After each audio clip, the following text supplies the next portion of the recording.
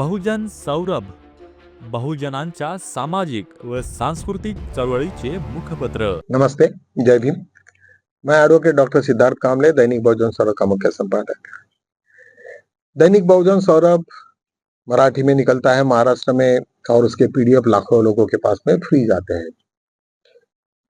ये सब सिचुएशंस हम लोगों को मालूम है कि हमारा पेपर बहुत छोटा पेपर है, जिसकी वजह से हमें कॉस्ट में भी नहीं पूरा था, लेकिन फिर भी हमें एक लोगों के डिमांड की वजह से हमें वो चालू रखना है। ये 5वां साल चल रहा है और निश्चित रूप से ये चलते रहेगा, क्योंकि हमारी वचनबद्धता है हमारी।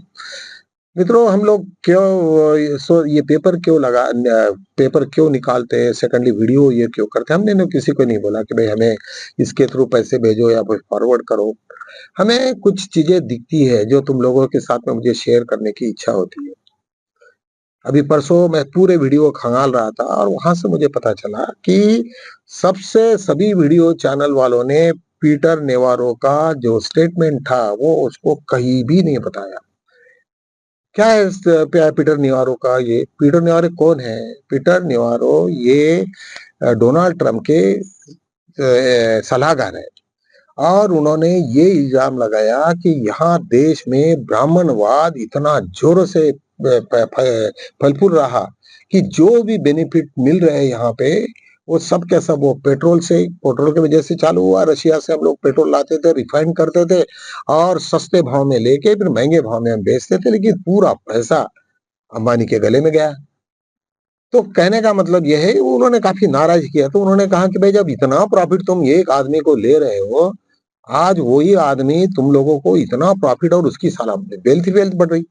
आज जो टैरिफ लगाने की वजह से देश में हाहाकार हो गया। हमारा इंडिया से बहुत बड़े पैमाने में हमारा एक्सपोर्ट होता है। क्या एक्सपोर्ट होते हैं? गारमेंट्स है, एग्रीकल्चर प्रोड्यूस है, खाद है, हमारे यहाँ पे सोयाबीन की केक है, बहुत सारे प्रोडक्ट्स ऐसे लंबी लिस्ट है जो जिसके ऊपर में थोड़ा मार्जिन रहता है। और वो यदि जब उसके ऊपर में एक्साइज ड्यूटी यदि जब टैरिफ लगा 50%, तो निश्चित रूप से मुझे लगता है ये बहुत बड़ी खतरनाक बात है। आज संपूर्ण टेक्सटाइल इंडस्ट्री में हजारों लाखों लोग कर्नाटका में, हर जगह पे, केरल में, हर वो यूपी में, हर जगह पे बहुत बड़ी इंडस्ट्रीज है। और अमेरिका में जो बड़े बड़े ब्रांड है वो पूरा का पूरा कॉटन यहाँ बनता है। शायद आप लोगों को मालूम नहीं होगा कि इंडोरामा हमारे नागपुर में है। वहां का कपड़ा वो केवल पीटर इंग्लैंड के अलावा दूसरे किसी को देता नहीं, ना उसका कोई कपड़ा मिलता। अरविंद मिल का कपड़ा ये कहीं बाहर नहीं मिलता, वो सिर्फ पर्टिकुलर ब्रांड के लिए बनाते हैं और उसका 100% एक्सपोर्ट होता है। ये सब सिचुएशन आप और हम लोगों को सबको मालूम नहीं है, लेकिन हमारे इंडिया से जो अभी तक एक्सपोर्ट हो रहा था और इसके ऊपर में 50% टैरिफ लगाना, ये हमारे देश के लिए नहीं। उन्होंने कहा स्पष्ट कि ये मोदी जी की जो नीति है कि जो वो इतना पैसा कमा रहे हैं लेकिन लोगों का नहीं दे रहे। यहाँ पे सिर्फ ब्राह्मणवाद पूरा का पूरा फैला हुआ है और वो पूरा का पूरा पैसा और मलाई खा रहा है। ये जब सुनवाई हुई तो साउंड भी बहुत कम था, लेकिन जोर जोर से उन्होंने कहा। सुनिए, पीटर नेवारो, ये डेमोक्रेटिक पार्टीज के भी लोग उसको लाइक करते हैं और रिपब्लिकन के तो है ही। तो कहने का मतलब एक बहुत बड़ी शख्स जो इंडिया की हर चीजों को जानते हैं, यहाँ पे जातिवाद को जानता है वो आदमी, और उन्होंने कहा कि ये पूरे मोदी के कार्यकाल में कौन किसको बेनिफिट हुआ? केवल ब्राह्मणवाद को, केवल ब्राह्मणवाद को। तो ये चीजें हम लोगों ने कभी किसी को एक्सपोज नहीं हुई। ये हमारे जितने भी यूट्यूबर्स है वो भी लोग कभी इसको एक्सपोज नहीं करते कि भाई ये है कौन, कौन बेनिफिटेड ले रहे हैं, कौन बेनिफिट ले रहा है। सब पूरे सरकार को लूट कौन रहा, बैंक का पैसा लेके भाग कौन रहा।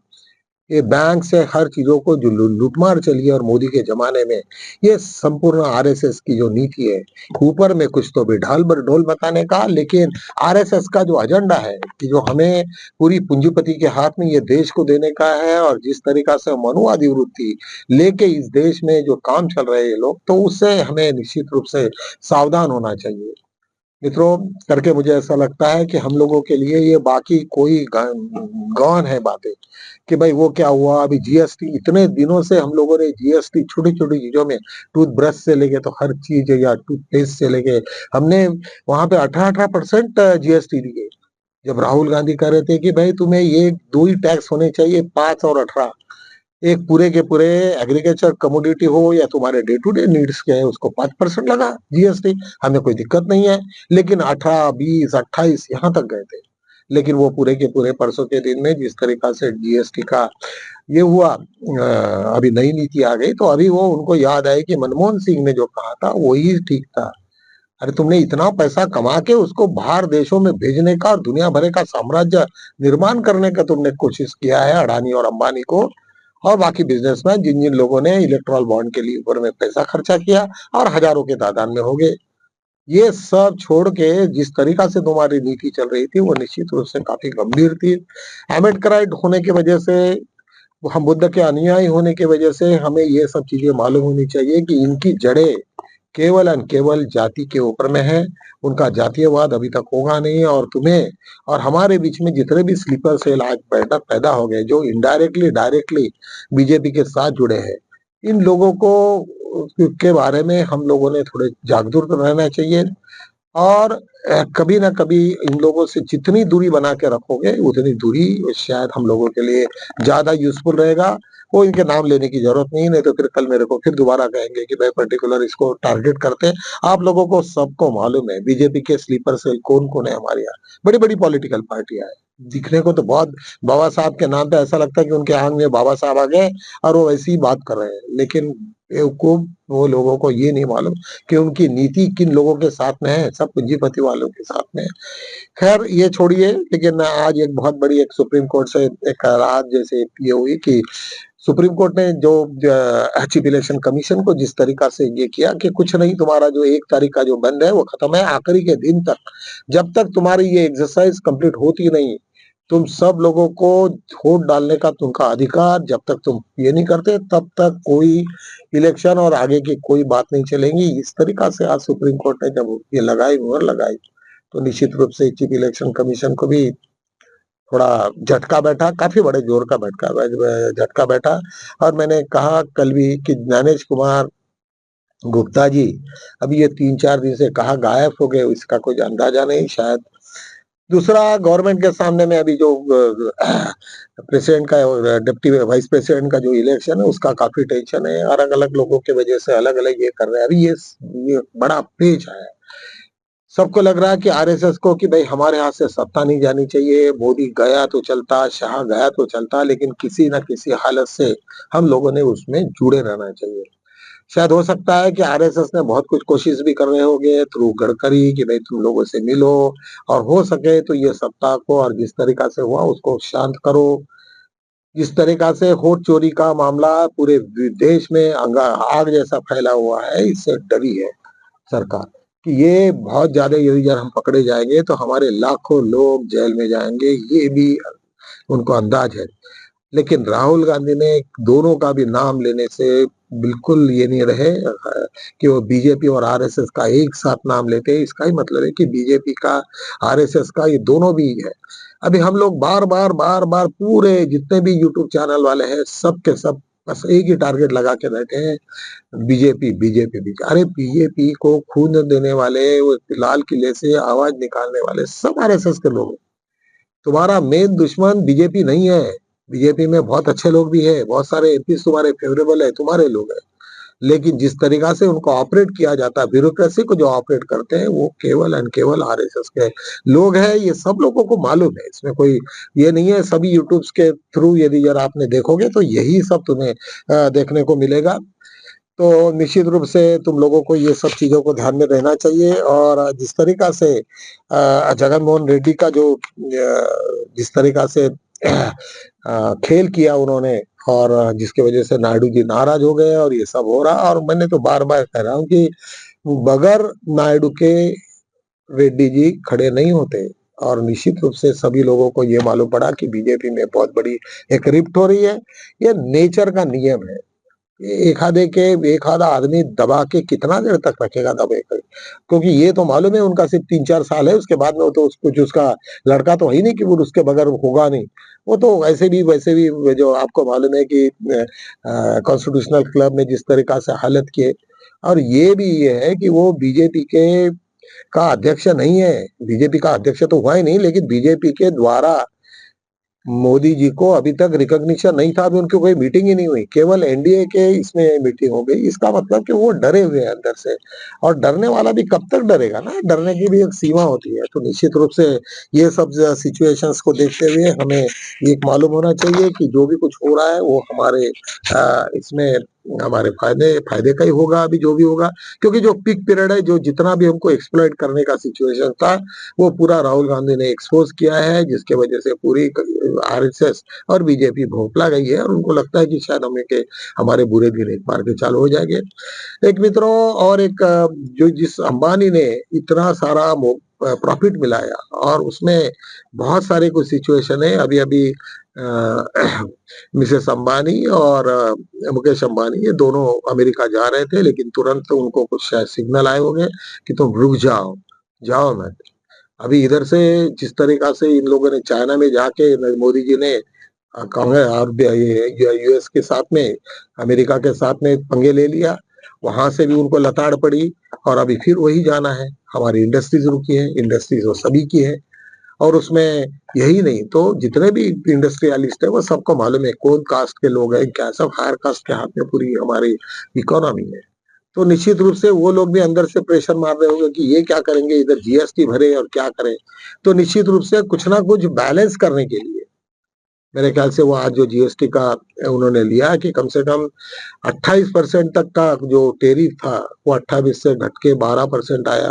कुछ ना कुछ तो राहत तो कम से कम कुछ परसेंट इनको मिला, मतलब 25% तक तो कंफर्टेबल लोग थे। लेकिन जैसे डोनाल्ड ट्रंप ने 50% का जब टेरिफ लगाया, तो निश्चित रूप से सभी लोग घबरा गए, और ये जो जीएसटी का अभी जो डिसीजन होगा, शायद वो उसी के परिणाम होने की संभावना है। सेकेंडली, राहुल गांधी से शायद घबरा के, और उनको लगा होगा कि भाई हम लोग तो बहुत ही अनपॉपुलर हो रहे हैं, आज हमें कोई भी इंडस्ट्रीज में या कोई बिजनेसमैन लाइक नहीं कर रहा है, क्योंकि पूरा का पूरा हम लोगों ने बर्बाद करके रखा है इनको। तो निश्चित रूप से वो भी एक टेंशन था कि इसमें से कुछ ना कुछ निकलनी चाहिए। अभी सभी यूट्यूब्स में, मैक्सिमम यूट्यूब्स में माँ की गाली का हिसाब तो तुम्हें सभी लोगों को मालूम है, किस तरीका से हुआ, किस किस तरीका से ग्लिसरीन लगा के मोदी जी ने भाषण करके वो कैसा सेटिंग हुआ, क्या क्या ये हुआ, टेली प्रिंटर का द्वारा कैसा सेटिंग हुआ। एक टीवी ने वहां तक बताया, यूट्यूब ने, कि भाई कैसे वो ये हुआ, उन्होंने वो गमछा कैसा चाहिए किए, ये कैसा प्री प्लान था। ये आईटी सेल का ये पूरा का पूरा प्री प्लान था। लेकिन वो प्री प्लान में कभी कभी लोग कहते हैं ना कि जिनके घर शीशे के होते हैं वो दूसरे के घर पे पत्थर नहीं मारते, और आज वही हुआ। उनके खुद के इतनी गालियां दी हुई है, लोगों ने पूरी बरसात कर दी। इतने पूरा का पूरा इतने निकल गया अभी राहुल अपने इनका, मोदी जी का, कि उन्होंने किसकी जगह पे क्या क्या गालियां दी। तो वो सबका सब आया, उससे सभी लोगों के जितनी भी उसका जो प्लानिंग था पूरे बुरी तरीका से हाँ डूबे वो, और वो गालियों का पूरा तोहफा विपक्ष ने, इंडिया गठबंधन ने ये सबको दे दिया। उस गाली के वजह से इवन एनडीए के जो ग्रुप है मोदी जी के साथ में, वो भी काफी घबरा गए, मतलब उनको भी लगा कि ये क्या बेवकूफी है, बिना मतलब का ये सब लफड़ा।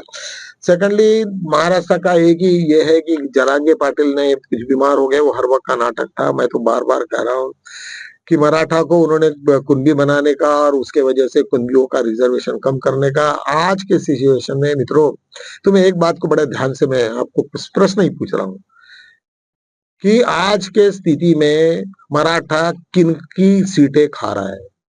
आपको आंसर आएगा कि वो जनरल के खा रहे हैं। जनरल के कौन खा रहे हैं? मतलब ब्राह्मण लोगों के खा रहे हैं, हायर कास्ट के खा रहे हैं, वो भी हायर कास्ट में है।